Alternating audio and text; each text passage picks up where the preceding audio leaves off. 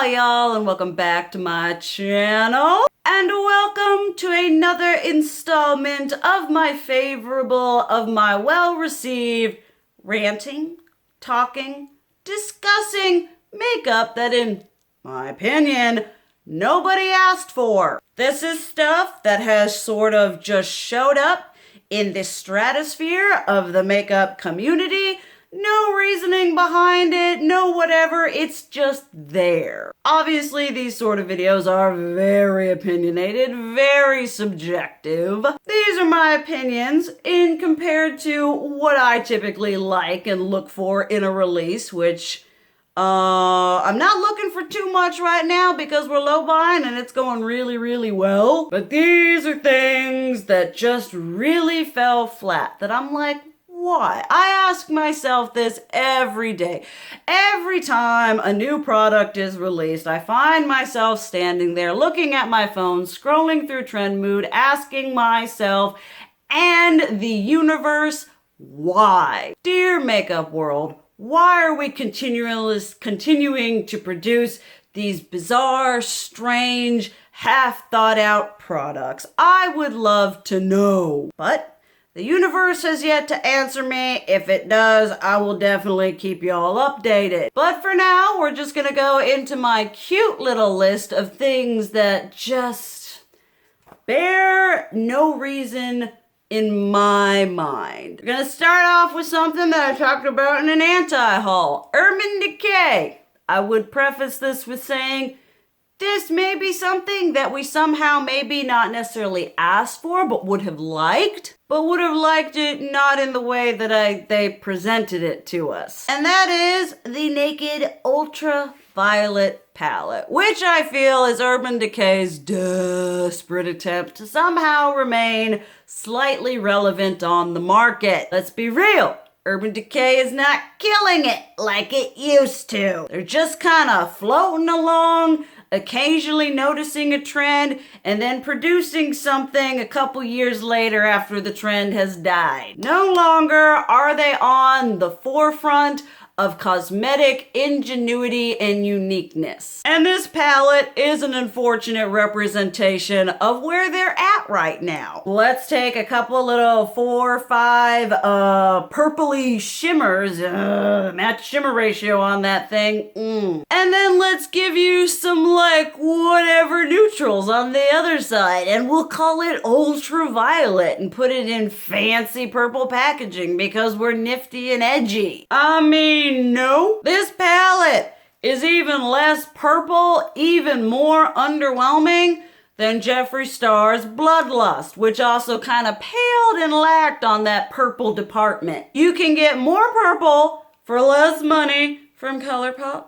from Juvia's Place, heck, buy the Jeffree Star palette and you'll get more purple. I just do not understand when you put a name like ultraviolet. I'm like, okay, all right, let me actually see some violet. All I see is some half thought out kind of shimmery purple whatever that ain't even gonna compare to the purples that Urban Decay had in their singles that I love. Y'all ever tried Psychedelic Sister? I mean, that shiz was popping, and then they give me this. And I am not happy. I am not happy, Bob, because this is just a sad attempt at trying to produce something that is a little bit more in their older, more traditional wheelhouse. What would have been fantastic is if Urban Decay dropped the Naked and then took that ultraviolet thing and ran with us and gave us a purple palette. Don't give me 4 or 5 purple shimmery effervescent fairy fart whatevers coupled with a bunch of neutrals that I already have. If you have any other Urban Decay Naked palette, you got those. Give me a gorgeous layout. Take that purple theme, Urban Decay. We were rooting for you. We were all rooting for you. How dare you give us this sad, pathetic, weird, strange continuation on a theme that nobody cares about anymore. Naked palettes aren't, no. Give me 15, 20 shades, 18 shades of gloriously fantastic purple. Even if it looked like ColourPop. Blood Loss and a myriad of other purple palettes that have already existed. I would have given them the benefit of the doubt that at least they did it, but they didn't. Instead, they gave us this, I mean, this is the saddest Urban Decay Naked palette that is even worse than the Naked Reloaded. This is just pitiful. But obviously, if any of y'all have it and is absolutely fan-tucking-fastic, let me know down below. Something that was actually kind of funny. I posted one of these, I'm not entirely sure when, but one of y'all were like, girl, if we talking about makeup nobody asked for, have you heard about that Morphe Coca-Cola collection? And I commented and I was like, I actually have that written down to talk about in one of these videos because that is definitely something even more. See, I love it. I love it. Actually, I hate it, but it provides me content when that happens. So I do love it when a brand creates something that even its main fan base didn't ask for. Morphe creating the Jaclyn Hill stuff, the James Charles stuff, even the mini palette, which was definitely not something we asked for, but at least it was on brand for their demographic. And then they come in from left field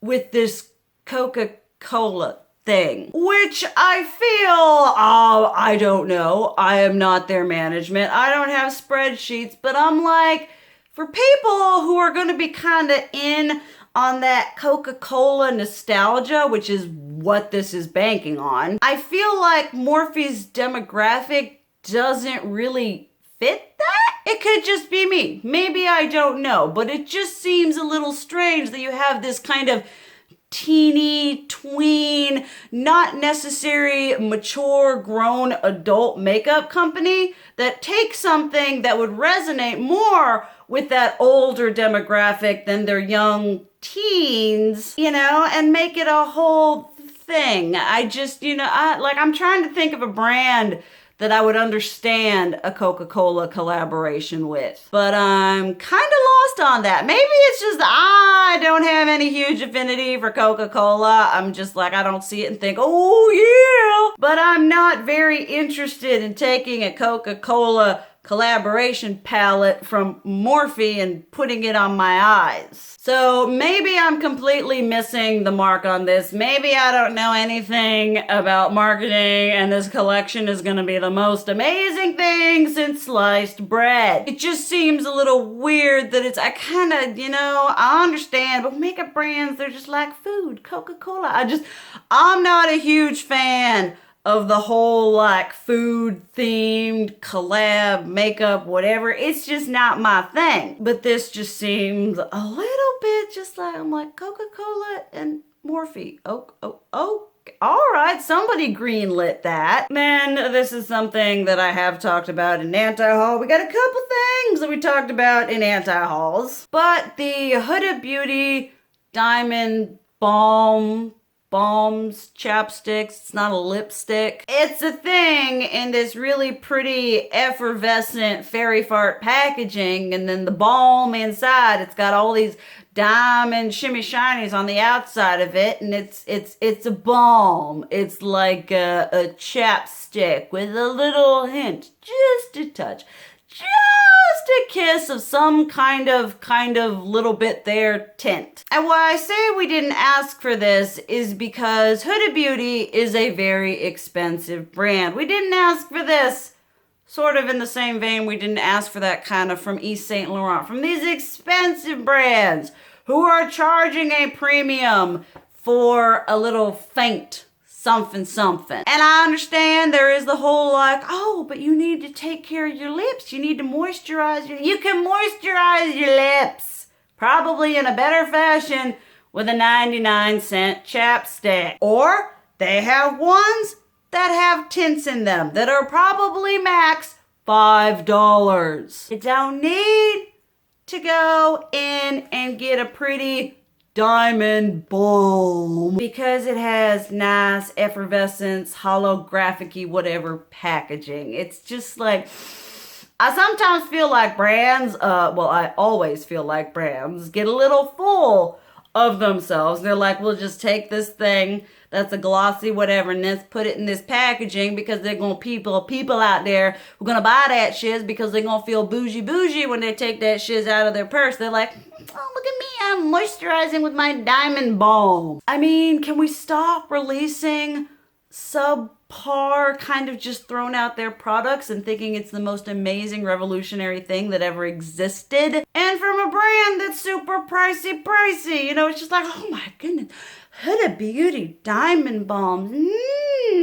Maybe I'm old, maybe I suck at makeup, all of those apply here, but I didn't understand, especially when you look at those swatches. Oh my goodness, they all look the same on the lips. So they didn't really bring anything that was actually worthwhile and worth the price. Okay, this one I definitely decluttered, and it's these kind of makeup releases where I don't really sweat for the brand because if they go under, I'm like, okay, whatever. Like if Kaleidos Makeup, Midas Makeup, Sugar Pill, and like those indie brands, if they went under, I'd be like, no. But if like a mainstream, whatever, nothing brand goes under, I feel like that's their own ding dang fault. But the KVD Kitten Mini Neupop Shade+Light palette, which had absolutely no shade and light in it. That's one thing that's like, I had the little mini shade and light ones. They were awful, they were horrible, I've decluttered them, but they had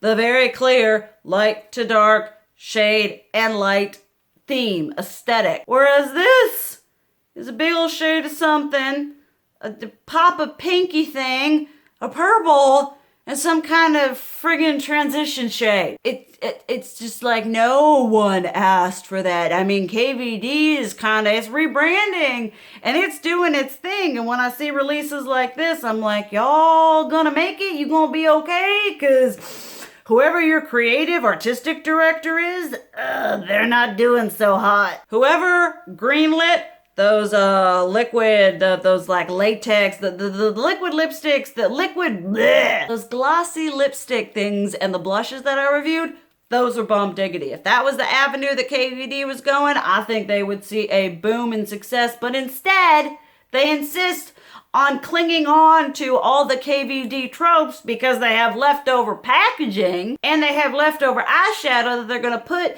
in this little travesty of a thing and be like, look, we're so cool, we're so hip, we're so new agey and alternative and unique. I'm like, no, it's not unique, it's not quirky, it's just bad. It's just awful. It looks absolutely atrocious. I hate it. No one asked for it. Okay, this one is sort of I don't want to say all-encompassing. I have a example, and it kind of bounces off that example. So it's not necessarily this thing that I hate and I'm offended by, but it's sort of the whole concept that it's, grown out of. Y'all remember when Pat McGrath decided to take her palettes, pre-existing palettes, and say, you know what would be one of the best marketing techniques ever? We're gonna slap Star Wars imagery on this shiz. And it worked fantastically. People bought that shiz like nobody's business. So, I'm not offended by a Star Wars themed aesthetic palette. What I don't like is when companies decide to take products that they already own and re-promote them in a way that makes them seem like something new. It's like, does the collaboration or does this whole thing not merit its own color story? Its own, I don't know. Obviously, it's cheaper to just take the pre-existing palettes and slap some imagery on it, but it would have been nice to see a little more thought and detail put into the overall thing other than being, hey, this is a palette you probably already own from me, but it's different now because it's got friggin' C3PO and shiz on it. I must admit, I do take object to that because I'm like, can you just make new things? Why do we have to take the things that we already have and put them in fancy, bougier, limited edition packaging? Have we reached the point? Well, obviously we have reached the point within this community that what's considered new and innovating is taking pre-existing products and putting new imagery on the packaging. And I'm not trying to go whatever on Pat McGrath. There are other offenders I talked about in an anti-haul, talking about Pride, talking about all the companies. They're like, oh, here's this thing and now it's rainbow. I'm like, but I mean, I didn't buy the product, but it wasn't in rainbow packaging, so now I'm supposed to buy it because it's in rainbow packaging? I mean, it's the whole thing with Too Faced. And when they did their Chinese New Year thing and they're like, look, you're the rat highlighter. Let's put some cute little whateverness on this highlighter that we already own. Becca did that. I mean, there was a whole lot. Or how about that whole, although I will admit, I was about to talk about that Tatcha whateverness, but proceeds and stuff went to whatever. That I like. That I'm okay with. But it's like, just stop taking this other imagery and putting it on your products, because your products aren't selling on their own without the fancy new packaging. Like, I'm a packaging slut as much as anyone else, but I do typically try to draw the line when it's doing packaging for the sake of packaging that isn't investing anything into the makeup other than re-promoting stuff that already exists. This can't just be me, or maybe it is. Definitely let me know down below if you get any kind of agita about companies that are just like, oh, here's this thing. Boom. Look, it's new. And I know people are going to come with me with using Pat McGrath because people stand Pat McGrath like nobody's business. They're going to be like, well, she didn't say that they were going to be new. It was just more. And I'm like, okay, all right. She didn't say they were new or whatever, but it's still being marketed as something that's nifty and awesome sauce. Okay, this next one is sort of, I don't want to say all encompassing again like I did with this, but it's sort of this thing. You know, within the community, we see things popping up left and right. Products from brands popping up that nobody asked for. And so you have stuff like Kesha Rose or the Huda Beauty, those like awful, hideous, atrocious K-shaped palettes that have the worst amount of wasted space in any kind of palette I've ever seen. But you have those companies that are like, oh, look at this, it gets hyped up on treadmill and everyone's like, oh yeah, I'm gonna use it now. And then enter now, and it's been 6, 7, 8 months since the brand released and they haven't done anything else. As much as I have issues with House Labs on a myriad of levels, they've at least continued to produce products. Brands like, you know, Kesha Beauty and the Kyor and a myriad of all these other ones that have been like these releases that just popped up out of nowhere from people that I had absolutely no idea that makeup was their passion or something that they wanted. Bella Thorne, that whole situation, you know, they just pop up, it gets a bit of hype, people buy it or they don't, they anti-haul it, and then half a year later or a year later, we haven't seen anything else from the company. And I'm like, is that because Trend Moon isn't getting paid enough to post it on her page to continue that sort of thing? Or are the companies really not producing anything else because they were really unnecessary, something the consumer base didn't ask for and they didn't do well, so it's not worth pouring money into this avenue that's not it's not a thing. So as I was trolling through Trend Mood for coming up with this list, I was like, oh yeah, that release, that brand happened. That was a thing. But it was a thing that lasted, you know, for when the product released. And then afterwards,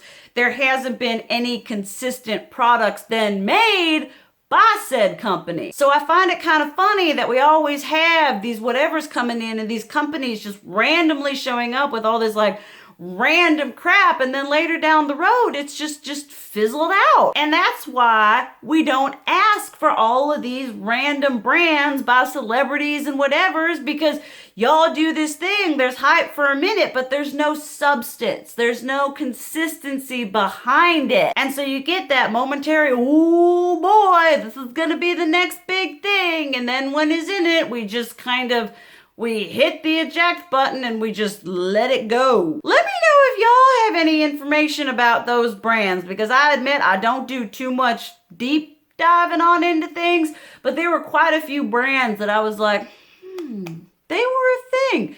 They created stuff and then they didn't do anything else. Obviously, this next one, there are products that I do find are a little bit self-aware. Things that they know they create specifically for Instagram or for the novelty of it. You know, they're at least a little bit self-aware about the shiz they put out on the market. And I remember when Kaja, which is a brand that I have one thing from, and they released that cream something highlighter with that little paintbrush roller situation. I mean, maybe I'm just hip. Maybe I'm just not in the up and up of makeup application, but I use the same like 3 brushes and the same 2 techniques for applying my highlighter, and using a little paint roller, I admit, isn't one of them. And so I can at least understand it kind of falls under what Benefit does a lot, where they create these like gimmicky products, the Mac Pizza Roll Wheeler, the Benefit, that clicky eyeliner thing. Those things that are products that are released not necessarily based on the quality of what it's going to be, but on the novelty it presents that makes people want to try it out. I mean, I can't tell you how many people I saw being all like, well, this looks really stupid, whatever, but I want to try it because it's this little highlighter with this little paint roller. I mean, I can't tell you. If I were to get that highlighter, I'd use the paint roller like once and then I'd pitch it and be like, well, time to do the technique I typically do. That doesn't involve taking a roller and rolling it across my face. I mean, you know, it's just sort of a thing that I'm like, can we stop trying to, one, either try to fix problems that didn't exist with these products, or just creating these products that don't actually do anything. I mean, y'all remember the pizza liner or whatever thing from MAC? That was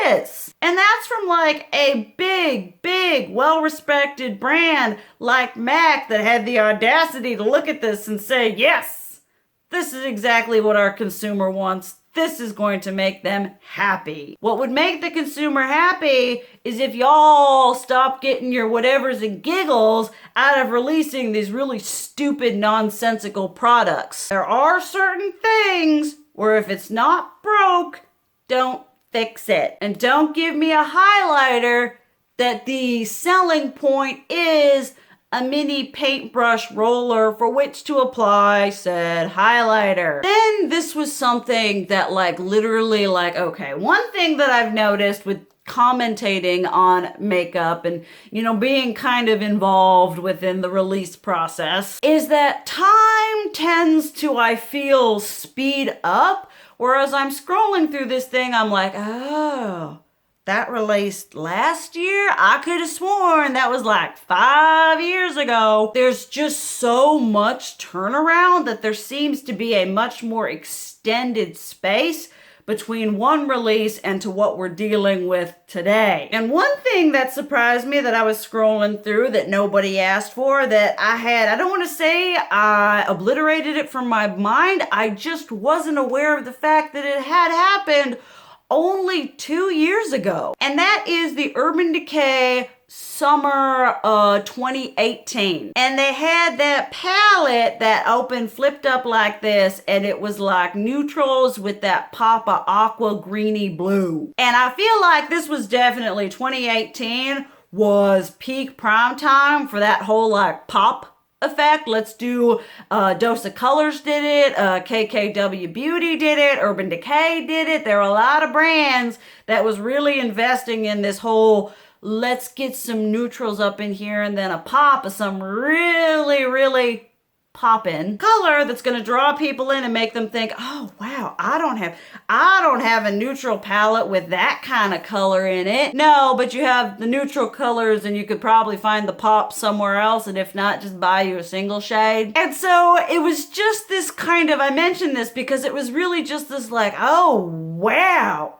I thought like if you told me, been like, all right, Soraya, when was this palette released? I'd have been like, that was like 5 years ago, right? Which is just kind of a testament to how much is getting released and pushed and shilled, and how there really isn't any quality time between, like, I remember when Anastasia released like a palette once, maybe twice a year, and they're like, let it percolate, let there be time for this palette to be loved and used, whereas now they're just like, you get a palette, you get a palette, you get a palette. And it just like, it was like a, I don't want to say Inception, Matrix sort of situation where I was just like, whoa, that was 2 years ago? 2 years ago? It just felt like so long ago that I anti-hauled that shiz. And now we're talking about today. I know some people kind of went whatever on that collection. I mean, that collection was just kind of whatever because they had that palette